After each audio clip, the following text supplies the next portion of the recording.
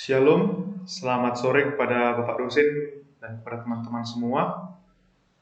Saya Pasien Ebenezer Sitanggang, izinkan memaparkan hasil laboratorium seminar Biblika dengan judul Tinjauan Biblika tentang Hidup Kudus menurut Kehendak Allah, yang diambil dari teks Imamat pasal yang ke-18 ayat 19 sampai 23. Mendengar kata kudus tidaklah hal yang selalu menyenangkan bagi orang Kristen, sebab hal tersebut langsung membawa pemikiran seorang kepada kepribadian Allah yang Maha Kudus. Di saat yang bersamaan, kekudusan menjadi suatu cerminan yang jernih yang dapat mencerminkan keadaan rohani seseorang, apakah ia seorang yang hidup kudus atau tidak. Walaupun orang Kristen telah dikuduskan dari kematian Yesus Kristus, namun pada dasarnya rentan terhadap kejatuhan ke dalam dosa. Dan faktanya masih banyak orang yang terjerumus ke dalam kejatuhan ke dalam dosa. Dalam kitab Imamat, kekudusan mempunyai kedudukan yang utama. Hal ini disebabkan karena segala yang merupakan aktivitas bangsa Israel di saat itu adalah campur tangan Tuhan, yang mana setiap halnya perlu disucikan kembali melalui penghapusan dosa. Tema inti kitab Imamat dapat diungkapkan melalui kados atau kekudusan dan kados kudus. Dengan demikian muncul pertanyaan bagi penulis, yaitu yang pertama, bagaimana orang dapat memelihara kekudusan yang penting untuk bersekutu dengan Allah yang kudus? Dalam masalah ini, penulis memiliki asumsi bahwa untuk memelihara kehidupan yang kudus adalah tetap berpegang pada ketetapan Allah dan tidak melakukan kekejian-kekejian. Yang kedua, landasan teoritis, etimologi dan terminologi. Yang pertama, etimologi. Kekudusan menurut Kamus Besar Bahasa Indonesia adalah suatu sifat kesucian, mengeramatkan, kebersihan, atau kemurnian religius, kesucian. Kekudusan dalam istilah Ibrani disebut kados, yang artinya adalah terpisah, dikuduskan, terpotong dari, dilepaskan seorang atau benda, serta dikuduskan bagi Tuhan supaya Tuhan dapat memakainya. Terkadang kados diartikan dengan suci, jikalau berbeda antara kudus dan suci tidaklah gembleng, sebab kudus mengacu kepada kualitas hakiki Tuhan dan manusia, sedangkan suci mengacu kepada setiap orang yang mengarah kepada kekudusan. Yang kedua, terminologi. Pengertian kudus berarti dipisahkan, mencakup dua hal yang dipisahkan dari hal-hal duniawi yang bertentangan dengan kehendak Allah, serta dikuduskan menjadi sang pembebas, yaitu Allah. Kados sejak semula diarahkan kepada bidang keagamaan, misalnya sebidang tanah, sebuah bangunan, peralatan dalam tempat ibadah, bahkan seekor kuda pun dianggap menjadi kudus. Sejauh itu dikhususkan untuk maksud keagamaan serta peribadatan. Penjelasan yang lain mengatakan bahwa akar kata kados kemungkinan tidak berasal dari Ibrani, tetapi berasal dari tradisi Kanaan yang mana seluruhnya diambil alih oleh agama sekitar. Sedangkan dalam bahasa asli, kata yang dekat dengan kata kudus adalah kata haram, artinya dari apa yang dilarang. Yang kedua, latar belakang kitab. Kitab Imamat adalah salah satu kitab dalam Perjanjian Lama yang dimasukkan dalam kelompok kitab Taurat, yang dalam bahasa Ibrani disebut Waikra, yang artinya dia memanggil. Dalam bahasa Latin dan bahasa Inggris dikatakan Leviticus. Dijelaskan dalam Alkitab bahasa Jerman, kitab itu disebut kitab Musa yang ketiga. Judul itu menghubungkannya dengan kitab-kitab Pentateuch yang lain, sebab Kejadian disebut kitab Musa yang pertama dan Ulangan adalah kitab Musa yang kelima. Juga hukum-hukum serta peraturan didahului berulang kali dengan ungkapan sama seperti Tuhan berfirman kepada Musa, serta terdapat riwayat tentang peristiwa-peristiwa yang dianggap sebagai yang terjadi pada zaman Musa di Gunung Sinai itu. Metodologi penelitian. Di sini penulis melakukan metode penelitian penafsiran historis kritis, yang mana metode ini memberikan suatu landasan dasar bagi penulis untuk mengoptimalkan suatu penafsiran antara pendekatan historis dan pandangan Alkitab.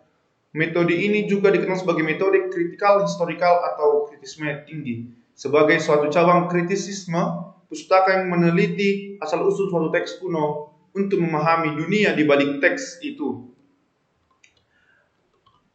Yang pertama, kita masuk ke bagian tafsiran, yaitu kritik teks Imamat 18 ayat 20. Pada LAI, dan janganlah engkau bersetubuh dengan istri sesamamu sehingga engkau menjadi najis dengan dia. Pada NIV, do not have sexual relation with your neighbor wife and defile yourself with her. Berdasarkan analisa terjemahan beberapa terjemahan seperti NIV, KJV, dan RSV, penulis melihat dari beberapa terjemahan yang ada, terdapat perbedaan arti kata CKBTK pada BHS, di mana menurut LAI, kata itu diterjemahkan bersetubuh. Kemudian dalam NIV dikatakan hubungan seksual, kemudian dalam KJV dan RSV diterjemahkan sebagai carnally, artinya kedagingan. Sehingga penulis memilih kata hubungan seksual sebab kata itu lebih terhubung dengan teks sebelum dan sesudahnya. Yang kedua, kritik struktur, kritik dalam. Israel harus mengikuti hukum Allah, Imamat 18 ayat 1 sampai 5. Aturan seksual dan keluarga, Imamat 18 ayat 6 sampai 18. Pedoman seksual secara umum, Imamat 18 ayat 19 sampai 23. Dan terakhir, kekotoran batin membawa pengusiran dari tanah, Imamat 18 ayat 24 sampai dengan ayat yang ke-30. Kritik sumber. Dengan adanya para ahli Perjanjian Lama sehingga menolong guna memahami bagaimana kitab-kitab dalam Perjanjian Lama diredaksi. Selanjutnya dikanonkan menjadi satu kesatuan yang utuh. Pentateuch memerlukan waktu yang sangat panjang supaya dapat menjadi satu bagian dari Perjanjian Lama. Oleh sebab itu perlu untuk menjabarkan kepenulisan kitab Imamat ini. Secara umum, keseluruhan kitab Imamat diakui berasal dari sumber priest, tetapi selanjutnya kebanyakan para ahli menyetujui teori Klosterman yang menyatakan bahwa kitab Imamat ini berasal dari dua sumber. Kedua sumber itu adalah sumber H atau Holiness Code serta sumber P atau Priestly Code. Walaupun demikian, di dalam memahami kitab Imamat ini tidaklah cukup hanya menggunakan kedua sumber tersebut, akan lebih mudah dipahami jika dari tiga lapisan, yaitu sumber H, sumber P, serta pengkanonan kitab. Kemudian kritik sastra. Gaya sastra kitab Imamat yang singkat, diam, sangat berpola dan dikendalikan oleh bentuk sastra menunjukkan betapa sulitnya mencoba menggabungkan dua sumber yang ada. Yang kelima, kritik bentuk. Jika dilihat dari ayat yang pertama sampai ayat yang keseluruhan ayat, dibuka dengan dialog antara Allah dengan Musa, serta penegasan bahwa Allah adalah Allah Israel. Akulah Tuhan Allahmu. Kemudian diakhiri juga dengan kalimat Akulah Tuhan Allahmu. Yang keenam, Sitz im Leben. Teks ini berada dalam credo historika, di mana teks dibacakan dalam peribadahan atau perjumpaan bangsa Israel melalui Musa. Masuk dalam tafsiran ayat-ayat. Imamat 18 ayat 19 mengatakan, kau hampiri untuk menyingkapkan auratnya. Ini merupakan pernyataan yang digunakan untuk menggambarkan persetubuhan dapat dilihat dari dalam Imamat 18 ayat 6. Sedangkan kalimat pada waktu cemar kainnya, terjemahan harafiah adalah pada waktu kenajisannya. Tetapi hal ini jelas menggambarkan seseorang perempuan yang sedang haid dan sementara tidak boleh mengikuti upacara agama. Kemudian ayat 20, kata bersetubuh jika diterjemahkan dalam bahasa Ibrani-nya adalah berikan tumpahan spermamu kepada. Menurut konteks pasal 18, kalimat ini juga merupakan pernyataan yang menunjukkan persetubuhan dengan istri sesama tentu dilarang. Karena hubungan semacam itu tidak dengan kerabat sedarah, maka istilah ketelanjangan tidak digunakan dalam teks. Hukuman atas melakukan perzinahan ditemukan di dalam Imamat 20 ayat 10. Perzinahan sangat dikutuk dalam Perjanjian Lama. Ayat ini definisikan sebagai hubungan perzinahan dengan wanita yang telah menikah atau bertunangan oleh seseorang yang bukan suaminya dan bukan istrinya. Ayat 21, di sana dikatakan kau serahkan seorang dari anak-anakmu untuk dipersembahkan kepada Molok. Terjemahan secara harafiah dari teks ini adalah memberikan mereka supaya melewati api. Istilah api di sini adalah di mana dalam upacara keagamaan orang Kanaan, anak-anak terkadang dikurbankan dengan cara menyuruh mereka untuk melewati api. Salah satu sumber mengatakan istilah lainnya adalah mereka dibakar hidup-hidup. Sehingga pengorbanan ini secara tidak langsung mencemarkan nama Allah, menodai, merendahkan apa yang suci. Oleh sebab itu, perzinahan tidak hanya dikatakan sebagai bentuk hubungan seksual, tetapi menduakan Allah dengan mempersembahkan anak-anak kepada ilah lain merupakan tindakan perzinahan yang menduakan Allah. Ayat 22 dalam teks ini jelas mengarah pada hubungan seks antara sesama jenis laki-laki dengan perempuan. Segala sesuatu yang menjijikkan adalah yang dibenci Allah. Hukuman untuk hubungan seksual sesama jenis adalah kematian. Kekejian secara harfiah merupakan sesuatu yang menjijikkan dan dibenci oleh Allah. Pada ayat 23, laki-laki maupun perempuan tidak boleh memamerkan dirinya untuk berusaha merayu binatang. Hukum ini dirancang untuk melawan ritus antara manusia dan hewan yang dipraktikkan dalam kultus pagan tertentu di Timur Tengah kuno, seperti kultus Mesir di Mendes. Hukum Had mengatakan hukuman mati untuk berhubungan seks dengan beberapa hewan ternak, domba, dan babi. Mitos dari Ugarit memberikan laporan hubungan seksual antara dewa dan hewan. Misalnya, ada satu dewa melakukan hubungan seksual dengan seekor sapi. Hal ini upaya untuk melarikan secara ajaib dewa kematian dan dunia bawah.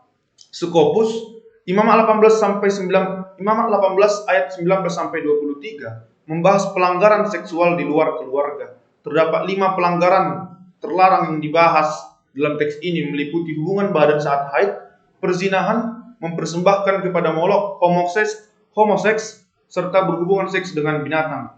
Teologi. Teks ini menyajikan teologi kekudusan, di mana kekudusan Allah memberikan pemahaman yang benar bagi manusia untuk melakukan yang berkenan sesuai dengan kehendak Allah. Sebab Allah adalah kudus, maka kudus jugalah setiap orang yang hidup melakukan perintah-perintahnya. Implikasi, perzinahan adalah tindakan asusila yang tidak terpuji dan berakibat dosa yang sangat dibenci oleh Allah. Saat ini, para remaja pemuda sangat rentan terkena akan sifat zina, di mana banyak faktor yang mempengaruhi, seperti mereka akan menonton video-video porno yang akan meningkatkan rasa keinginan tahuan mereka terhadap perzinahan. Kesimpulan, dengan melakukan penelitian ini, maka asumsi penulis bahwa untuk memelihara kehidupan yang kudus adalah tetap berpegang pada ketetapan Allah dan tidak melakukan kekejian-kekejian. Hal ini dapat dibuktikan dengan melihat pada penutup pasal 18 ini, yaitu ayat 30. Seperti ini dikatakan, kamu harus tetap berpegang pada kewajibanmu terhadap aku, dan jangan kamu melakukan sesuatu dari kebiasaan yang keji itu. Dengan demikian, bangsa Israel sebagai umat Allah harus memiliki perbedaan dengan bangsa lain, serta dituntut untuk tidak berkelakuan najis dan harus hidup kudus seperti Allah. Terima kasih.